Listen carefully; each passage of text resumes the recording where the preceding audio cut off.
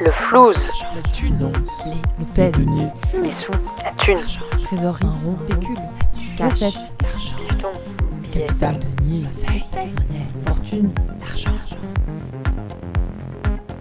Vous écoutez le podcast Enquête de soi.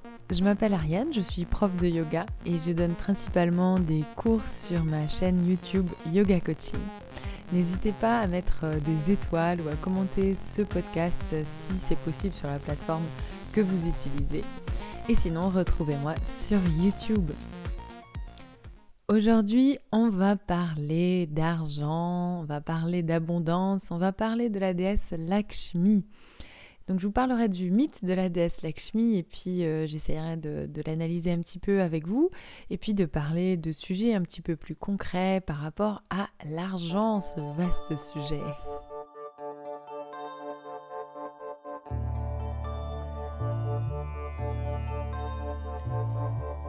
Dans des temps immémoriaux, une période que l'on surnomme l'âge d'or, où les dieux côtoyaient les êtres humains, vivait un yogi du nom de Devasa. Devasa était un pénitent, un renonçant, un sannyasi, qui avait une sadhana, une pratique très intense. Et grâce à cette pratique intense, à cette sadhana, il avait accumulé beaucoup de siddhi, beaucoup de pouvoir. C'était donc un yogi très puissant. Mais c'était aussi quelqu'un qui se mettait dans des grandes colères. Et donc, les gens étaient très effrayés par à la fois ses pouvoirs et son côté un peu soupe au lait.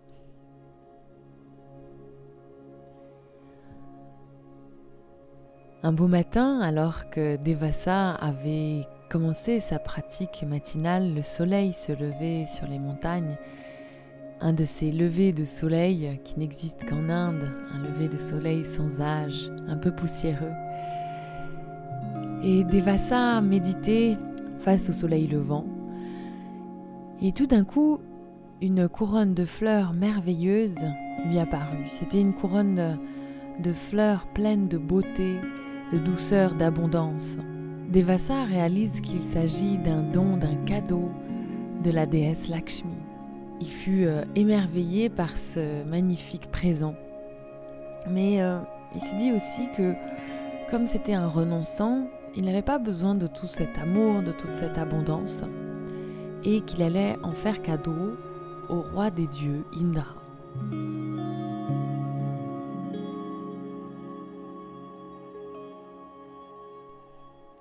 Et donc Devasa quitta ces montagnes et se mit en route jusqu'à Indraloka, la capitale, la cité du dieu Indra.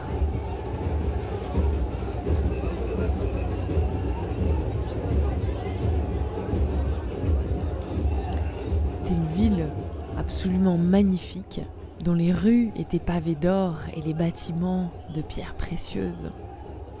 Et lorsqu'Indra arriva à Indraloka, c'était justement au moment où le dieu Indra était en procession sur un de ses éléphants qui était magnifiquement orné. Et le dieu Indra aperçut Devasa et s'approcha de lui pour lui apporter son respect et lui demander comment il allait. Devasa s'adressa alors au roi en le remerciant et en lui donnant la couronne de fleurs, en lui disant « Cher Indra, voici un présent qui m'a été donné et qui est plein de beauté, d'abondance, de fertilité. Je voudrais l'offrir à toi car je n'en ai pas l'usage. Moi, je suis un renonçant, un sannyasi et je n'ai pas besoin de toute cette abondance. Alors je te l'offre. » Indra reçut le présent et de manière désinvolte le lança autour du cou de son éléphant.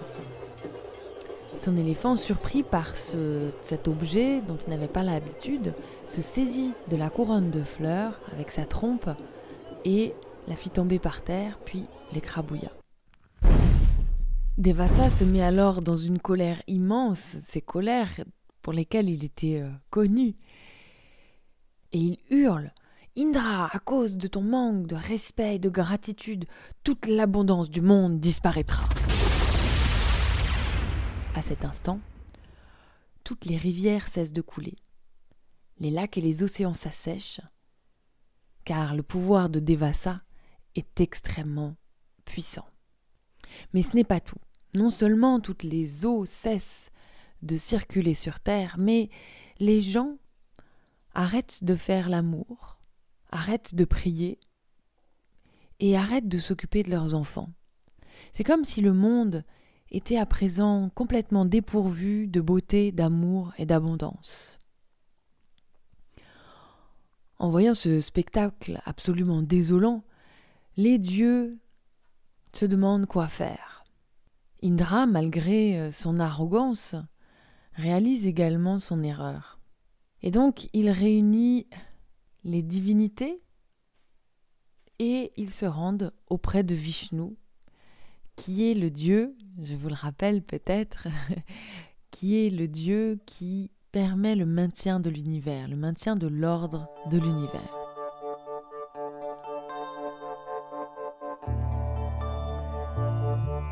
Vishnu réfléchit un instant, puis s'adresse aux divinités. Pour faire revenir l'abondance dans le monde, vous devez vous rendre à l'océan de la conscience, fait de lait. Vous devrez barater l'océan pour récupérer l'abondance et Amrita. Amrita qui est le nectar des dieux, qui leur donne l'immortalité et la félicité.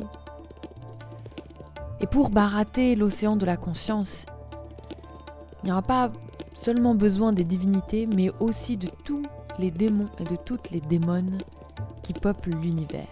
L'ombre et la lumière seront nécessaires pour faire réémerger l'abondance de l'océan de la conscience.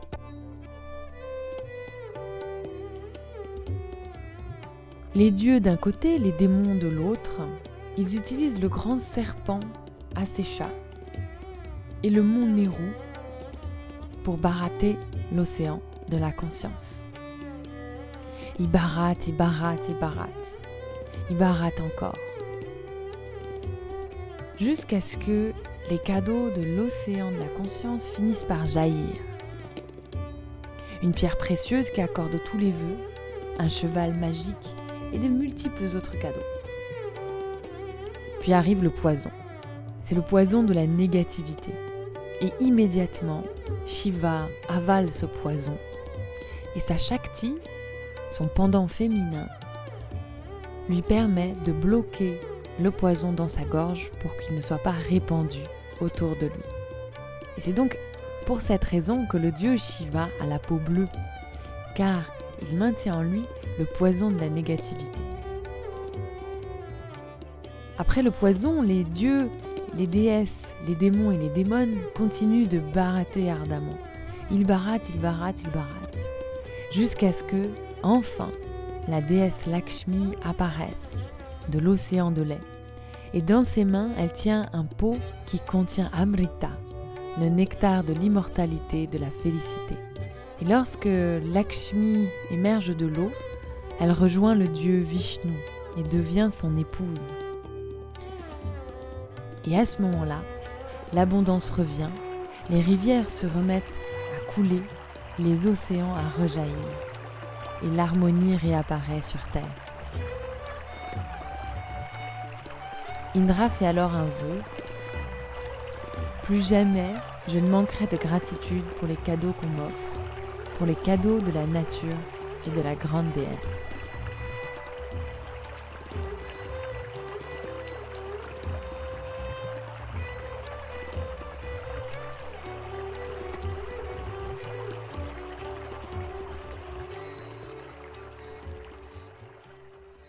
L'argent est une énergie très puissante.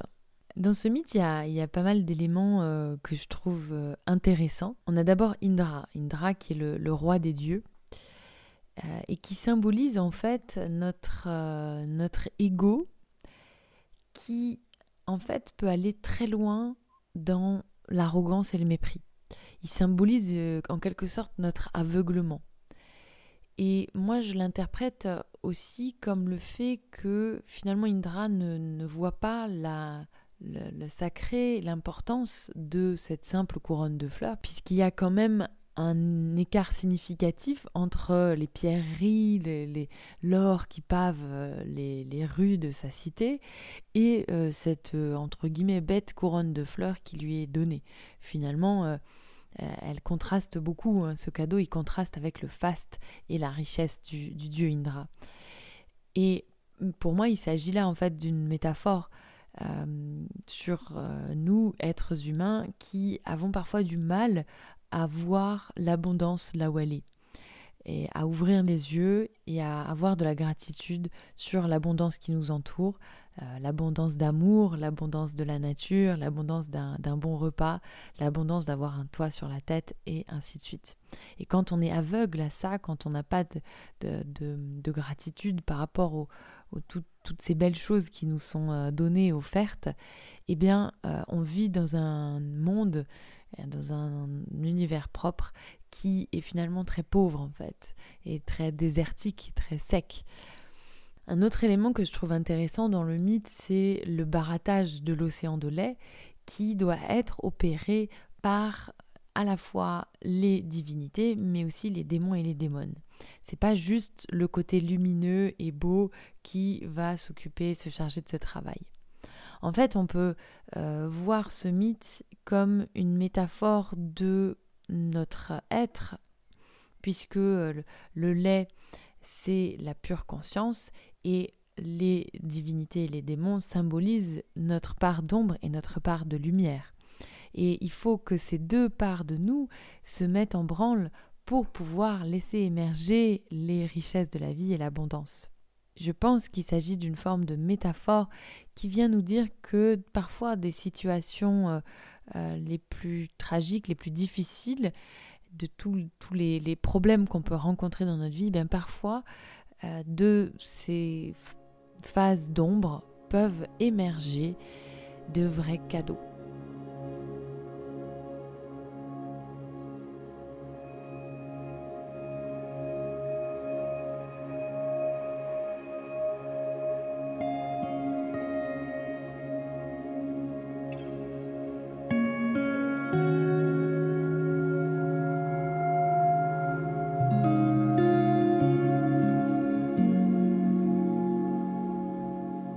L'histoire du poison qui est avalé par Shiva, donc j'en ai un petit peu parlé quand je vous racontais le mythe, mais là aussi c'est intéressant de voir que le travail de la méditation, du fait de développer sa conscience, et bien de ce travail-là, on peut acquérir la capacité à ne pas laisser la négativité nous envahir et envahir les autres.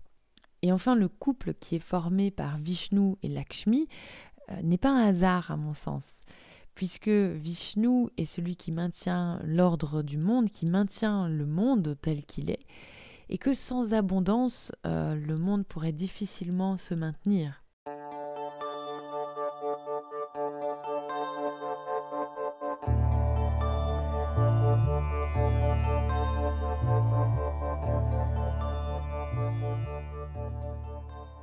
En fait, je trouve que c'est intéressant et important de parler de l'argent, puisque dans le monde du yoga, c'est parfois quelque chose qui est vu de manière assez négative, puisque on considère que, en tout cas, on fait le lien entre les yogas et les ascètes, qui n'est pas forcément d'ailleurs un lien évident et pertinent, mais souvent on associe donc le yoga et l'ascétisme.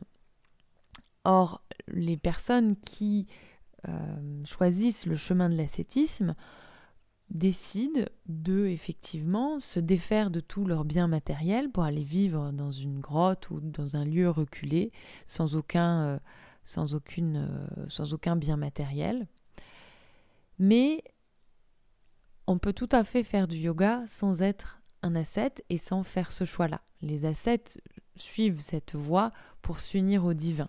Et c'est une voie possible, mais il en existe bien d'autres.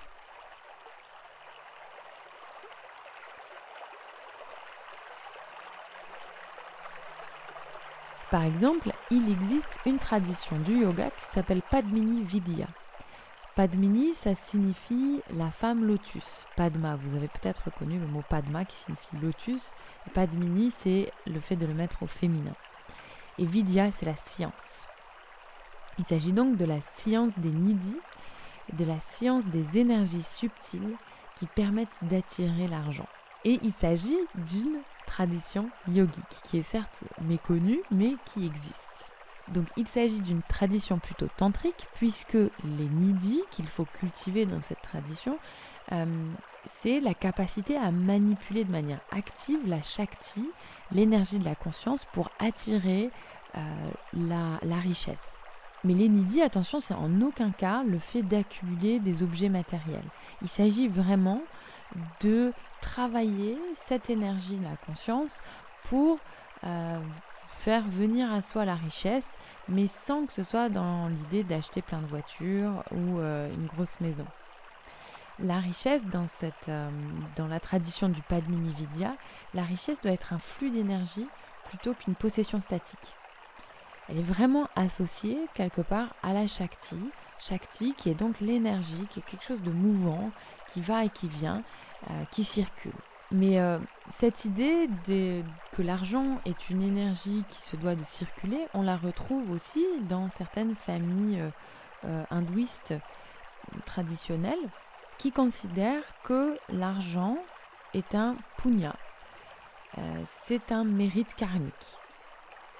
C'est-à-dire que s'il y a une personne ou une famille qui a beaucoup d'argent, eh bien c'est que dans une vie précédente, peut-être la personne a été un yogi qui a pratiqué Padmini Vidya de manière assidue, ou alors parce que la famille a depuis des générations pratiqué les rituels, mais aussi a eu beaucoup de générosité.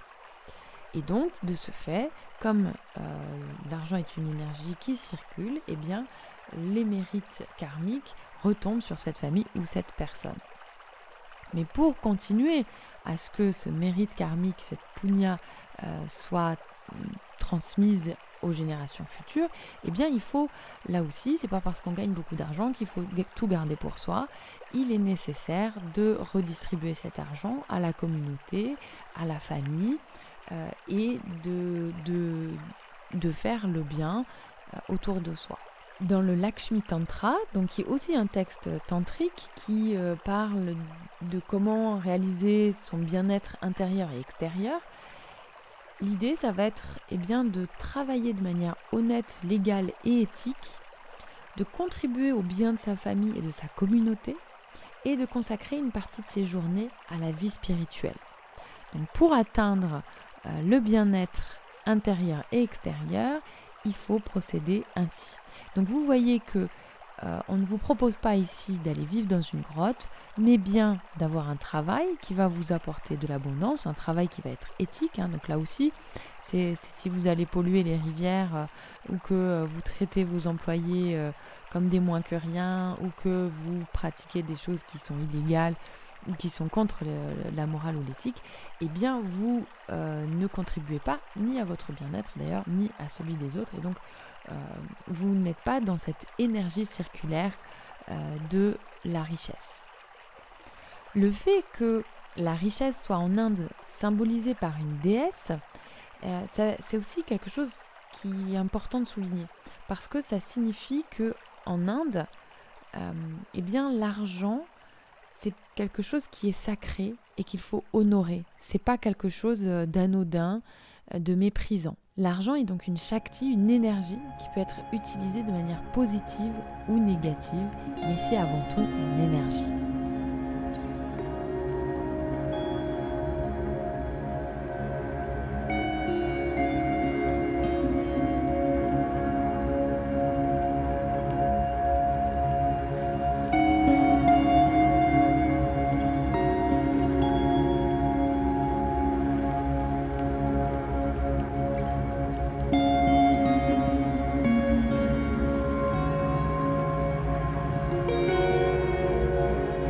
L'argent est une énergie très puissante.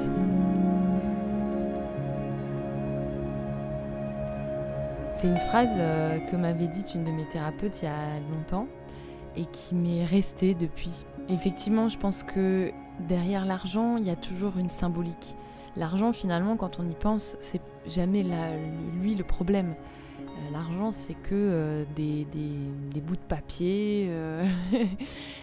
Ça pourrait très bien être des fèves de cacao, des coquillages. Et en fait, ce qui est important avec l'argent, c'est ce qu'on met derrière. C'est ce qu'il vient symboliser. Et c'est pour ça que vraiment on peut parler d'énergie, que ce soit en regardant dans la tradition du yoga ou dans nos vies actuellement. On met toujours quelque chose derrière l'argent qui est plus que de l'argent. Par exemple, ça peut être notre sentiment de sécurité, ça peut être la valeur que l'on se donne à soi ou l'effort que l'on met dans quelque chose.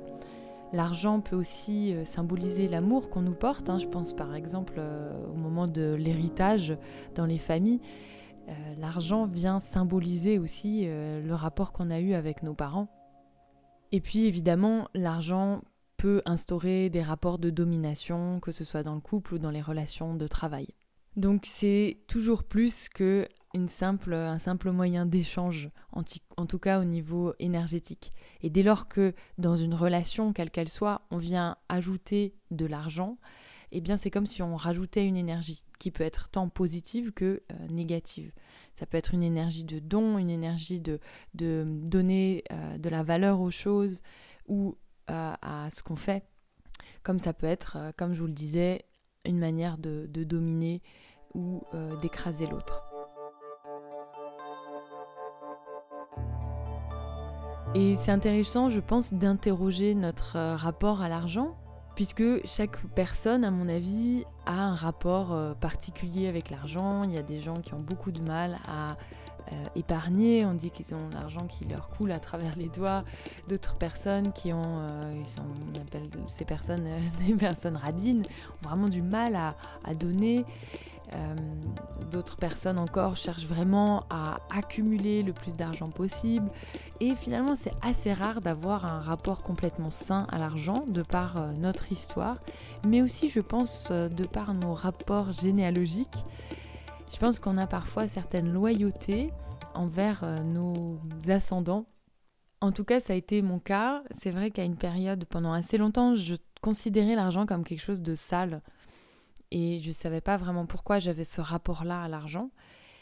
Jusqu'à ce que mon ami Emmanuel, qui fait des constellations familiales, me dise mais tu sais, quand on a du mal à gagner de l'argent, c'est que parfois, il y a quelqu'un dans notre famille qui a gagné de l'argent ou qui a utilisé de l'argent de manière malhonnête. Et quelques mois plus tard, ma sœur a découvert en fait le passé de mon arrière-grand-père qui avait été expert comptable. Donc c'est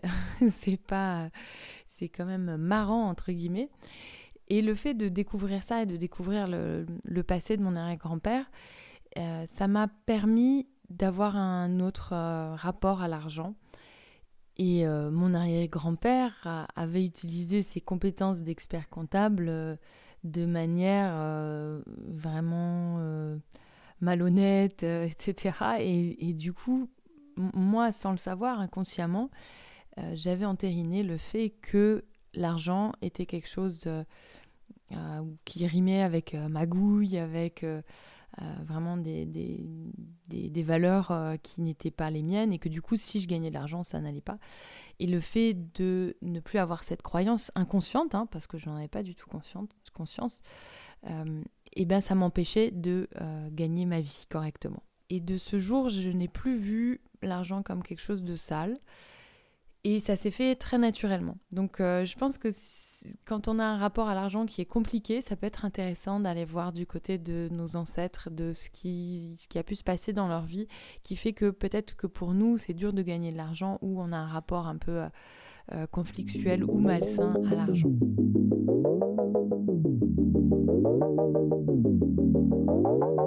Je trouvais ça important de vous parler d'un aspect inconnu, un petit peu en tout cas inconnu pour les occidentaux, du yoga, du Padmini Vidya, parce que dans le monde du yoga, mais ça vaut pas que pour le monde du yoga, je vois quand même beaucoup de femmes qui ont du mal à gagner leur vie, qui ont du mal à fixer des tarifs, qui ont du mal à demander à être payés. Parce que, en fait, c'est pour 2 raisons. La première, c'est qui est en rapport avec cette méconnaissance aussi du yoga et cette espèce de dogmatisme dans le monde du yoga qui dit que voilà, il faut vivre, quand on est un yogi, il faut être démuni, etc. Donc il y a une espèce de mépris par rapport à l'argent. Quand on enseigne le yoga, on le fait, voilà, c'est une relation de maître à élève qui vient aussi de la tradition des ashrams en Inde, où le maître du yoga n'était pas payé en argent, mais par le service de ses élèves. Donc, dans un ashram, on vit tous en communauté, et puis les élèves cuisinent, nettoient, etc. Et le guruji, le ou la maître de yoga, n'est pas payé de manière pécuniaire. Donc, c'est des endroits où on ne paye pas pour vivre, ou alors seulement sur des donations. Et donc, il y a cette idée qui est très ancrée, très forte, que quand on est un ou une yogini, il faut être détaché de l'argent, ne pas très bien gagner sa vie, etc. Ça va de pair, quoi. Donc, parler du Padmini Vidya, c'est aussi vous dire, en fait, non, pas forcément. Il y a d'autres manières d'appréhender le yoga. Et quand on vit dans ce monde-là, dans ce monde de matière, on a des factures à payer, c'est comme ça. Pour pouvoir vivre dans l'abondance, ça passe aussi par l'argent.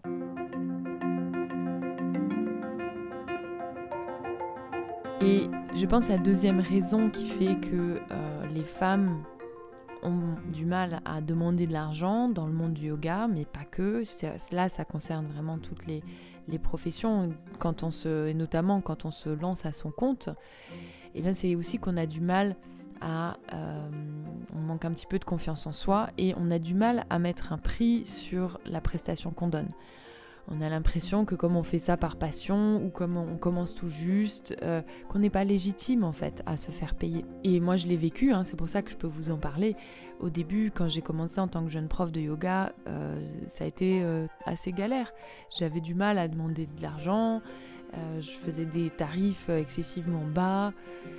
Et quand je travaillais avec d'autres professionnels, j'avais souvent du mal à trouver quel était le bon tarif. Et j'étais souvent, j'ai fait beaucoup de choses gratuitement ou presque, parce que je n'osais pas demander de l'argent, ou parce que j'avais l'impression que j'avais pas assez de valeur pour recevoir de l'argent en échange de l'enseignement que je donnais.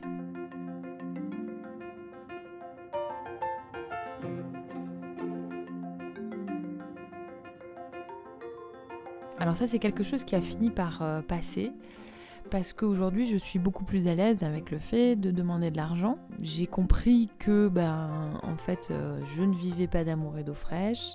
Donc j'avais déjà réglé mon problème de croyance avec mon arrière-grand-père, ce qui m'a aidée. Et puis, j'ai compris aussi que, voilà, l'argent est une énergie et que quand je viens donner un cours, enseigner quelque chose, si je ne reçois pas en retour, il y a l'énergie, elle est bloquée, ça ne va pas. À un moment dans mon enseignement, j'ai failli arrêter mes vidéos de yoga parce que j'étais arrivée à un point où j'étais tellement fatiguée de donner et de recevoir si peu en contrepartie que, en fait, j'étais au bord du burn-out. Et du coup, j'en viens c'est un peu mon instant honnêteté sur ce podcast, puisque les gens sont souvent curieux de savoir comment je gagne ma vie. Et donc, pendant un certain temps, j'ai donné, donc ça va faire 8 ans, je sais pas, que je fais des vidéos sur YouTube. Et ça rapporte très peu d'argent. Il faut dire ce qui est. Comme je ne mets pas de publicité aussi à l'intérieur de mes cours de yoga, il y a un petit peu de publicité avant, un petit peu de publicité après. Du coup, c'est les publicités qui sont au milieu qui sont les plus rémunératrices. Mais même au-delà de ça, même si on coche toutes les cases publicité, etc. sur YouTube, ça reste quand même des revenus qui sont très modestes par rapport à tout le travail nécessaire, en fait. Et par rapport à tout le matériel vidéo qui est nécessaire, ça représente vraiment rien. Pour être parfaitement honnête avec vous, moi, ce que je gagne sur YouTube, c'est entre 800 et 1100 euros. C'est assez fluctuant, ça dépend des mois. Mais vous voyez qu'avec ça, je vais pas très loin. Sachant que, évidemment, là-dessus, je dois payer des cotisations sociales, de l'impôt sur le revenu, et ainsi de suite. Donc, c'est même pas ce qui arrive dans ma poche directement. Et pendant longtemps, j'ai fonctionné comme ça, avec ce revenu YouTube, et du coup, à compléter ces revenus par des cours de yoga, par des retraites, des ateliers, etc. Et alors bien sûr, moi j'aime beaucoup donner des cours, j'adore enseigner en vrai, c'est vraiment ce pourquoi je suis faite et ce qui me donne pas le plus de joie, parce que j'aime aussi beaucoup faire des vidéos, mais c'est quelque chose qui est hyper important pour moi. Mais toujours est-il que quand c'est fait par nécessité plus que par envie d'enseigner, eh ben, il y a un moment où on s'épuise. Et en plus de ça, j'arrivais quand même pas à gagner des 1000 et des 100, malgré le fait que je faisais les vidéos, je donnais les retraites, je donnais les cours, etc. Et je suis arrivée à un point où j'étais complètement épuisée. Et c'est là que j'ai lancé ma cagnotte sur Tipeee. Et je dois avouer que ça a été une grande réflexion, hein, parce que j'ai toujours souhaité que mes vidéos soient gratuites, etc. Et ça demande une certaine prise de recul et une certaine humilité de demander de l'argent, de demander de l'aide financière à ses élèves. Mais j'ai senti que si ça n'était pas fait, j'allais finir par arrêter les vidéos. Mais vraiment, parce que j'étais vraiment à un point de fatigue important. Et il faut dire ce qui est, les gens ont été merveilleux. Vous avez été merveilleux, merveilleuses, parce que j'ai eu beaucoup d'élèves et qui m'ont donné et qui continuent à me faire des dons régulièrement sur Tipeee. Ce qui m'a permis d'être beaucoup plus sereine en termes de fin de mois et aussi de pouvoir réinvestir en fait dans mon entreprise, parce que je suis une femme d'affaires, hein, mine de rien. Je suis prof de yoga, mais j'ai aussi une casquette femme d'affaires qui fait sa compta, qui lance des projets, enfin bref. Donc c'est la casquette femme d'affaires. Et grâce à vos dons sur Tipeee, eh bien, j'ai pu développer beaucoup de choses. J'ai pu m'acheter du matériel parce que voilà, il y a les caméras, etc. Ça coûte de l'argent, ça peut tomber en panne. Là, par exemple, j'ai une de mes caméras ça va faire presque 10 ans que je l'ai et qui est un peu obsolète par rapport à ce que je voudrais faire, notamment au live. J'ai envie de faire des cours en live, mais ça ne va pas. Elle n'est pas trop faite pour ça, donc j'hésite à en racheter une autre. Bon, j'en ai une autre, mais voilà. J'ai mon enregistreur audio, lui aussi, qui va sur ses 10 ans, et du coup, il commence à montrer des petits signes de faiblesse. Donc là aussi, je me dis, bon, il va peut-être falloir que j'en rachète un. L'argent que je reçois par mes types me permet de financer tout ça. Ça me permet aussi, alors je paye, il faut savoir que sur ce que je gagne, il y a une moitié qui part. Ça, c'est très difficile pour les gens qui sont salariés de comprendre ça, mais ce que je gagne de manière brute, c'est pas du tout ce qui arrive dans ma poche. Je paye, comme je le disais juste avant, je paye des cotisations sociales, je paye de l'impôt sur le revenu, je paye de la retraite, je paye de la TVA, on paye beaucoup de choses quand on est à son compte. Et du coup, il y a à peu près 50% de mes revenus qui sont reversés à la communauté. Et pour moi, c'est tout à fait ok, hein, même si parfois quand c'est des grosses sommes, ça fait un peu mal. Mais voilà, pour moi, il est là, cette énergie, cette idée d'énergie qui vient et qui repart. Et bien, c'est aussi le fait de payer des impôts, de payer pour les retraites, etc. C'est pour les cotisations sociales qui permettent de payer le chômage, de payer les aides pour les personnes les plus vulnérables. Donc, il y a déjà cette idée d'énergie, hein, rien que dans le fait de payer des impôts. Et puis, voilà, je travaille avec Anthony, vous le connaissez peut-être, je vous en ai déjà parlé. Anthony qui m'aide sur tout ce qui est communication digitale. Il m'aide notamment sur mon site internet, c'est un travail de fourmi, c'est juste incroyable ce qu'il fait. Et puis c'est devenu un ami aussi, et donc il m'assiste aussi quand j'ai des questions, il m'aide à avoir une aide extérieure sur mon travail. Et puis pour plein de choses. Là, j'étais sur un festival de yoga, c'est lui qui m'avait mis en contact, il m'a aidé pendant le week-end.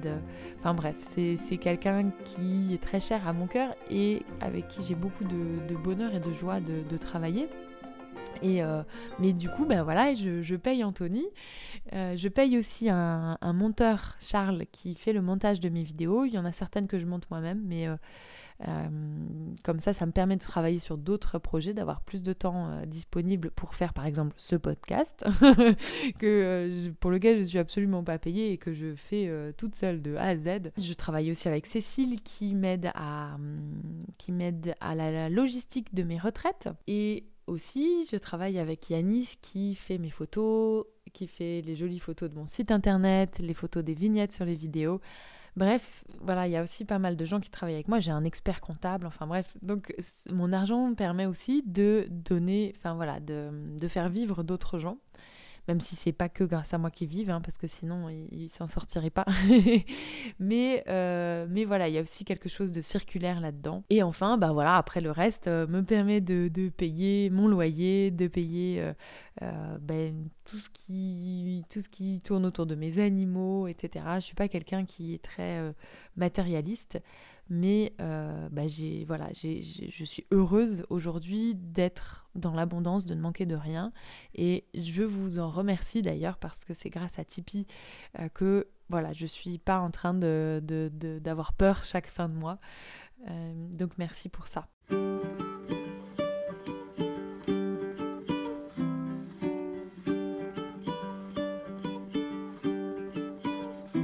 Et d'ailleurs, je voulais, petite parenthèse par rapport à ça, il faut savoir que, les temps sont difficiles et je le comprends parfaitement. Mais du coup, je sens aussi que par rapport à Tipeee, j'atteins un peu les limites de ce système.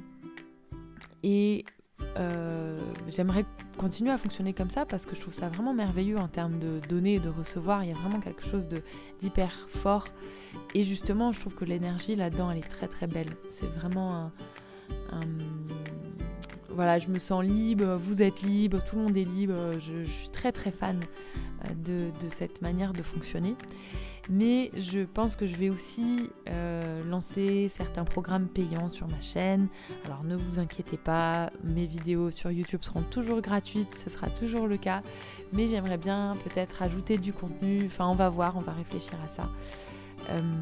Pour pouvoir avoir une autre pérennité de revenus, pouvoir développer d'autres projets qui parfois, vous voyez par exemple le projet que j'ai lancé avec Géopélie, projet que j'adore et je vais continuer d'ailleurs de travailler avec elle sur les vêtements de yoga, mais par exemple c'est un projet qui m'a rapporté absolument aucun argent et donc du coup les dons que vous me faites me permettent aussi de faire d'autres choses, et parfois des trucs que je fais complètement gratuitement. Le podcast que je suis en train de faire là aussi mais du coup c'est ça qui est chouette, c'est que vous me donnez cette liberté là. Mais voilà, du coup je voudrais lancer aussi mettre certaines choses payantes sur mon site pour pouvoir continuer à faire ce type de projet, continuer à pouvoir faire circuler l'énergie, de l'argent. J'ai encore d'autres choses en tête, je ne vous parle pas de tout parce qu'après c'est trop de pression, parce que si ça se fait pas... Mais voilà, j'ai encore d'autres choses en tête.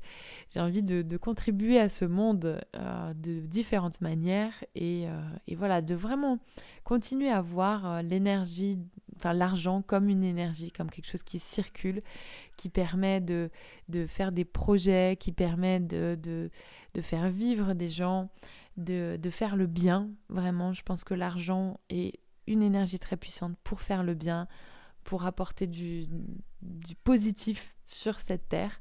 Et donc, j'ai envie de continuer sur cette voie.